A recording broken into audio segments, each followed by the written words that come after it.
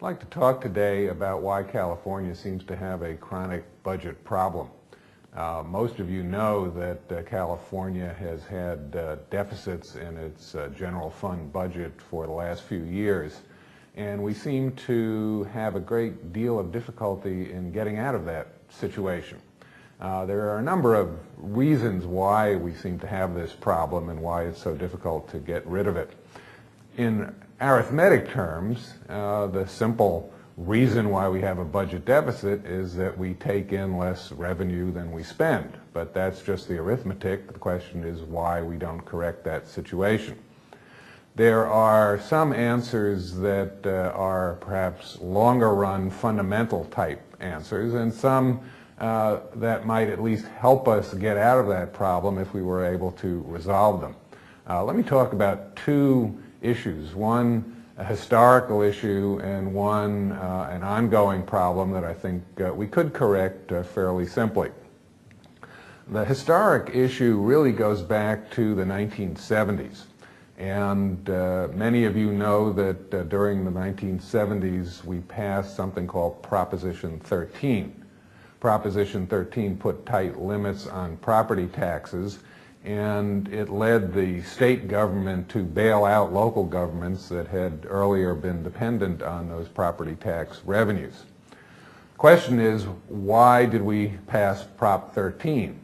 The answer seems to be partly that property taxes were going up so much that people felt that they just had to do something about it, and the legislature didn't seem to be able to act. And partly because there had been changes in the way in which people viewed the government in that era. Up through say the mid-1960s, California was an expanding economy.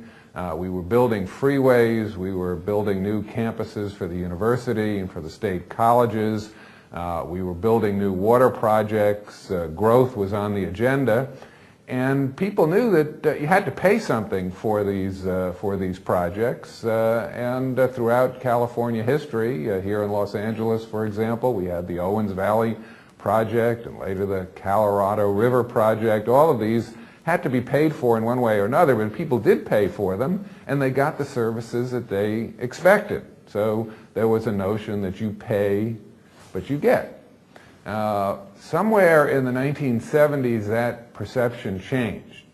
Property taxes were going up, and people said, well, property taxes, that's for things that relate to local government. If my property tax doubled, does that mean that the police, the fire, the sanitation, the street maintenance, all of that had doubled in quality over that period? And particularly, did the schools double in quality? In fact, in that era, it seemed like that not only was that not happening, but by many measures there was a deterioration in some of those services. So people got the sense that you pay and you don't get, and once you have that embedded in the public consciousness, it's very difficult to go to them and say, hey, we've got a budget problem, let's raise this or that tax to deal with it. People went in the other direction with Prop 13 and some other initiatives that came along thereafter. So that, I think, is a very fundamental element in our budget problem, and one that's not so easy to correct. People would have to get a sense over a period of time that they get when they pay, and that calls for a lot of responsibility in government to make sure that that happens. There is another factor that I think would help us perhaps in a shorter term context in terms of repairing our budget, and that is to make our budget accounting much more transparent, much more consistent.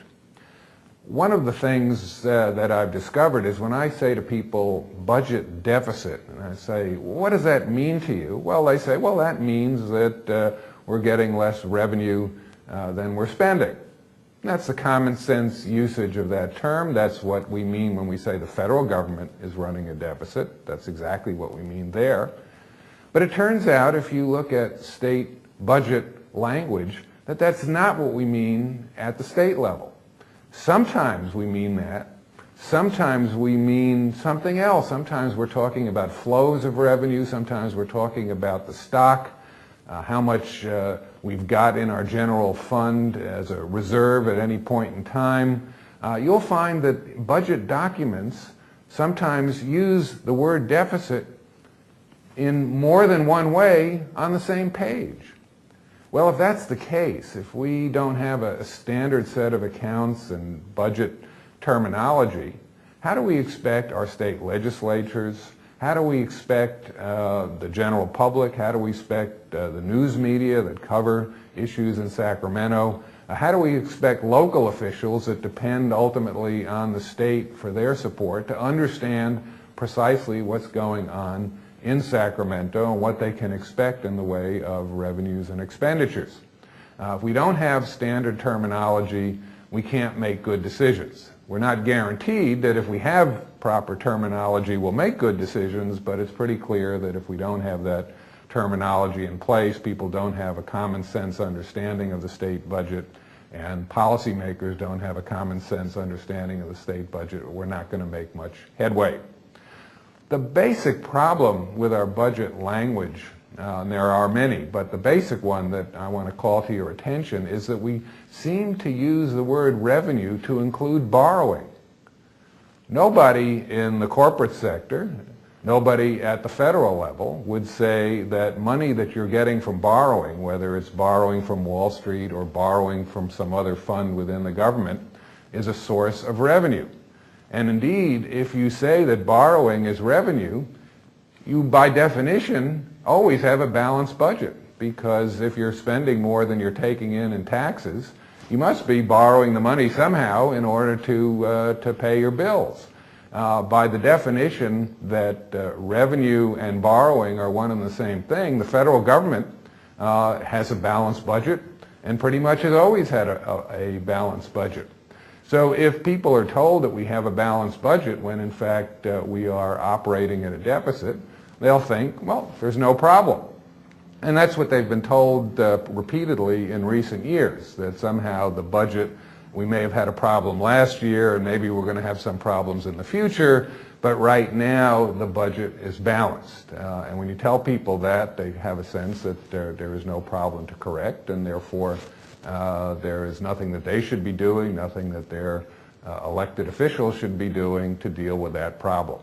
So I think if we can first work on just having good budgetary methodology and terminology, that will help us make some good decisions. And if we can make some good decisions, maybe we can restore public trust in the sense that when you pay your taxes, you get your services. And once we've done that, then I think we can stop having the chronic budget deficits that we've had in California.